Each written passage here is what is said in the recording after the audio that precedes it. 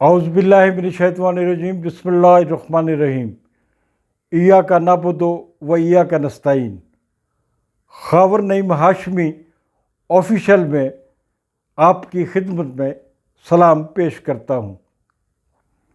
नाज़रीन, इससे पहले कि हम आज की कहानी की तरफ जाएं, आपसे दरख्वास्त है कि ख़ावर नईम हाशमी ऑफिशियल को सब्सक्राइब करें, इसको लाइक करें और अपने दोस्तों और ग्रुप्स में इसको शेयर करें।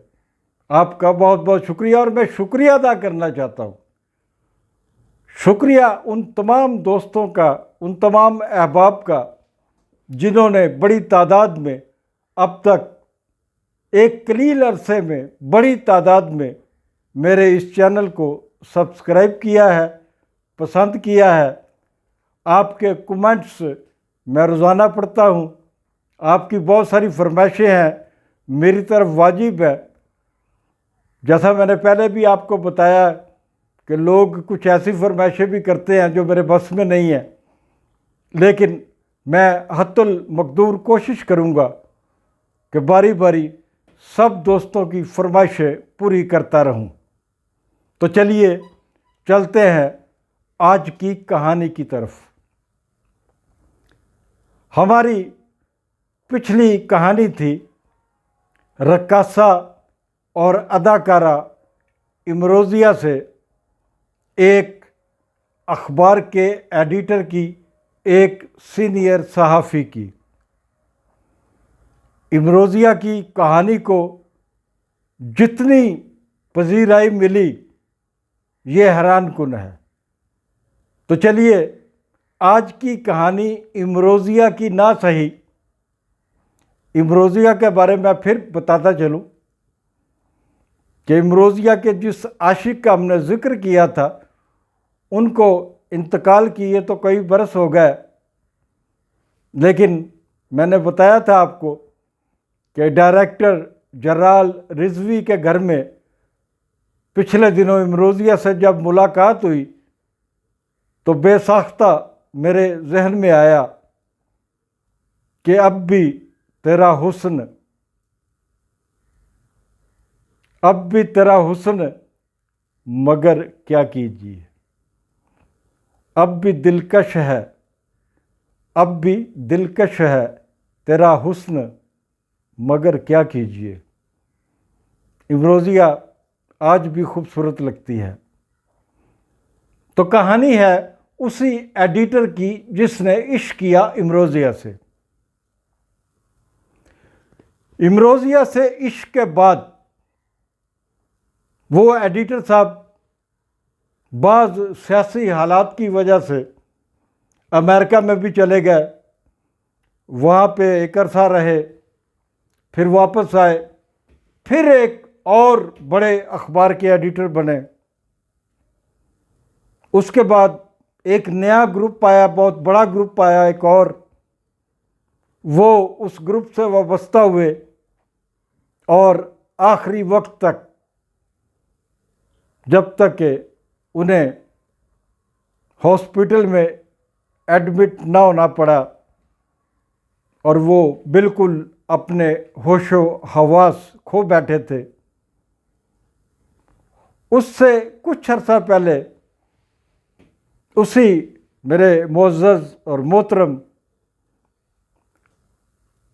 मैं उन्हें बहुत एहतराम देता हूँ, उनका मुझ पे बड़े एहसानात हैं, उनको उस्ताद का दर्जा भी देता हूँ, और जो लोग उनकी इज़्ज़त करते हैं मैं उन्हें भी सलाम पेश करता हूँ कि इतनी अजीबो गरीब हरकत वाला एक सहाफ़ी, एक एडिटर जो अपने पेशे में, अपने काम में इंतहाई परफेक्ट आदमी था, लेकिन जो एक मज़ा होता है, लत होती है औरतों से दोस्ती की, वो उनमें ज़रूर थी।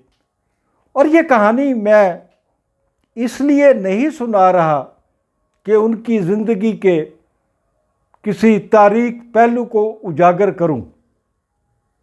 मैं ये कहानी अपने बहुत सारे सीनियर सहाफ़ी दोस्तों और दूसरे शोबों से जो ताल्लुक़ रखते हैं, मेरे दोस्त, मेरे हम उम्र हैं, मुझसे कम है, मुझसे ज़्यादा है, ये कहानी उन सब के लिए बाइसे इबरत है कि उसी एडिटर ने अधेड़ उम्री में अपने से 50 साल छोटी लड़की से शादी कर ली। अपने से 50 साल छोटी लड़की से, जब वो एक कॉलेज में वो लड़की पढ़ती थी, वो लड़की उन्हें किसी तरह मिलती है, तो हमारे जो मोअज़्ज़ज़ और सीनियर जर्नलिस्ट थे, उन्होंने किसी तरीके से उसे शादी पर आमादा कर लिया। और ये बात मैं आपको वाज़े करूं कि जब हम कहते हैं कि किसी बूढ़े आदमी ने किसी जवान लड़की से शादी कर ली है, तो कमाल बूढ़े आदमी का नहीं होता।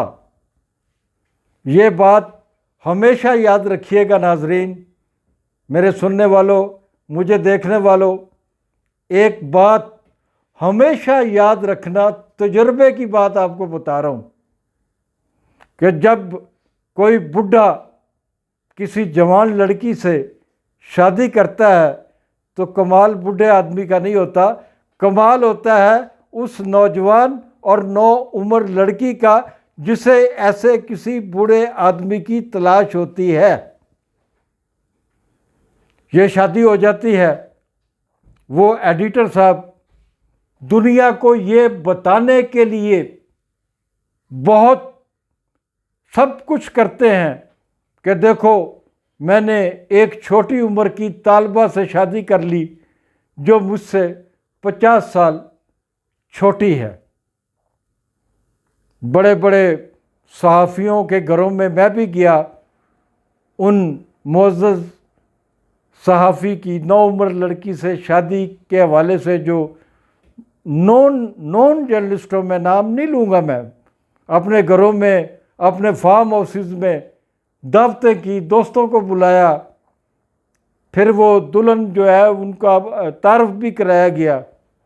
मैं भी एक दो तकारीब में गया था और मैंने अपने उस मोहतरम उस्ताद को अपनी नौ उम्र दुल्हन के साथ देखा था।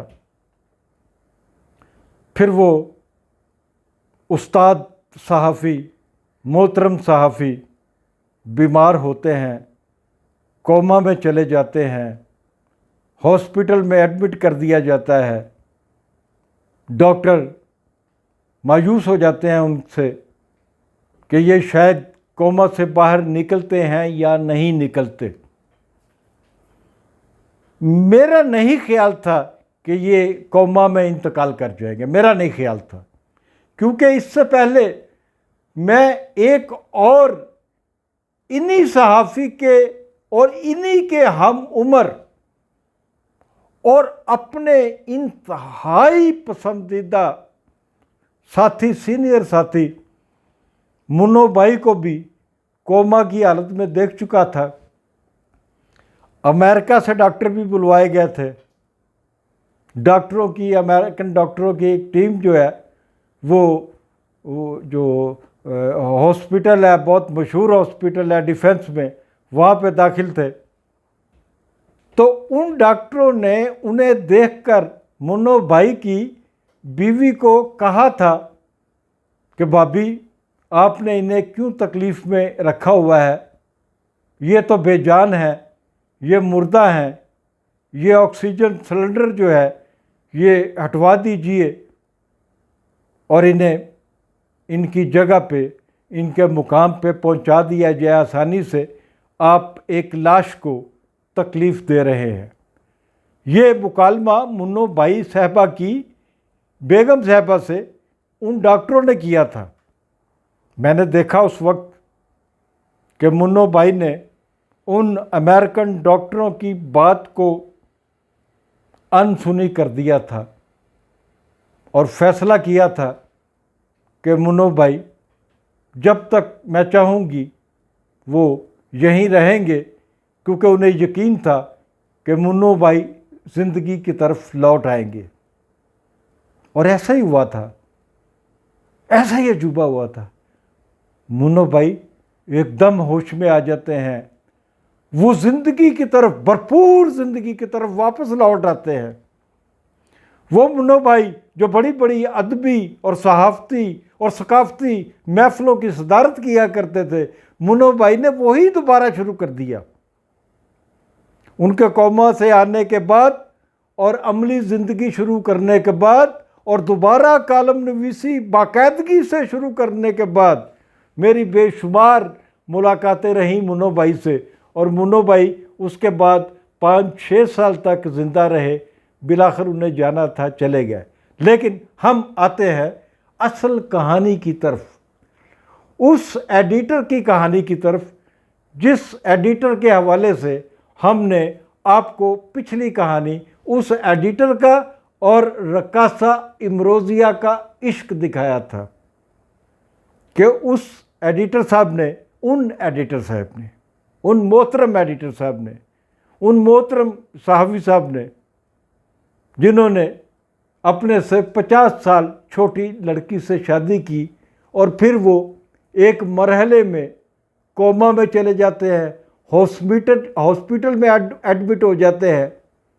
और वो सहाफ़ी उस वक्त पाकिस्तान के एक अमीर तरीन आदमी के अखबार का ग्रुप एडिटर था। उनके टेलीविज़न पे प्रोग्राम भी करते थे और वो बहुत ज़बरदस्त खिदमात अंजाम दे रहे थे। जब वो हॉस्पिटल में एडमिट होते हैं, दाखिल होते हैं, तो तमाम अखराजात उस सहाफ़ती अदारे के मालिक ने ना सिर्फ बर्दाश्त किए थे, बल्कि एक बहुत बड़ी रकम जो तनख्वाह के तौर पर उनको दी जाती थी, उनकी बीमारी की हालत में भी, उनके कोमे में जाने की हालत में भी, उनकी नौ उम्र बीवी को बाकायदगी से मिल रही थी। लेकिन हुआ क्या? अब आते हैं कहानी के क्लाइमैक्स की तरफ।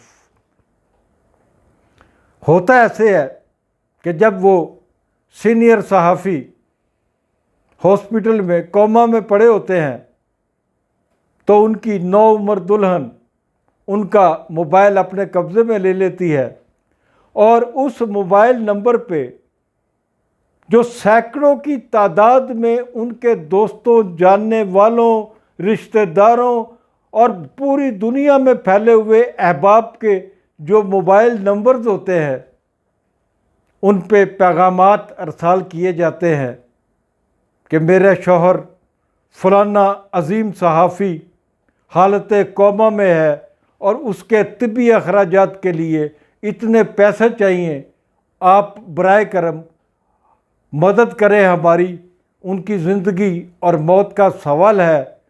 और वो नौ उम्र लड़की उस बूढ़े सहाफ़ी की शहज़ादी बीवी जो एक तालबा थी, वो उस वक्त तक पैसे जमा करती रहती है जब तक उन सीनियर एडिटर के इंतकाल की खबर अखबारात और टेलीविज़न पर नशर नहीं हो जाती। तो नाजरीन, ये थी आज की कहानी।